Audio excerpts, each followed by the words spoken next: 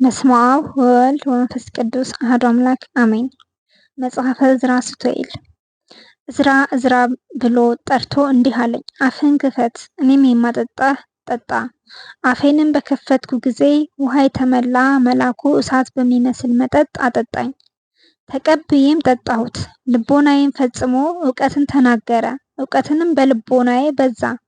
ነፍሴም ትጠብቀዋለች ታስበዋለች።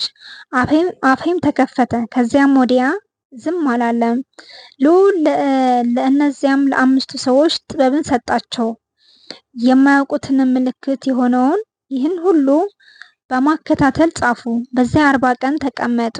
እነርሱም ቀን ቀን ይጽፉ ነበረ፣ ማታ ማታም እህል ይመገቡ ነበር።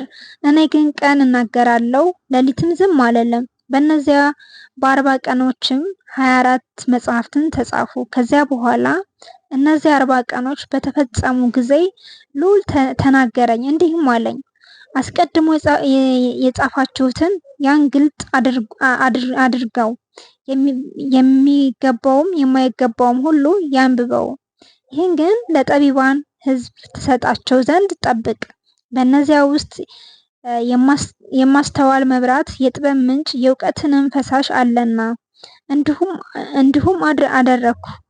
በ4ኛው ዓመት ከዓመታቱ ሱባዔያት በ5ኛው ሱባዔ ከፍጥረት ዓለም በኋላ በ5000 ዓመታት ጨረቃ ሰርቃ ባደረገች በ10ኛው ቀን በ3ኛው ወር በ91 ቀናት ያን ጊዜ ይህ ሁሉ ከጻፈ በኋላ ዕዝራን ይዘው እንደ እርሱ ያሉ ሰዎች ወዳሉበት ሀገር ወሰዱት።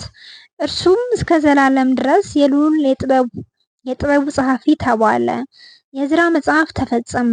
ለእግዚአብሔር ምስጋና ይገባዋል ለዘላለሙ አሜን።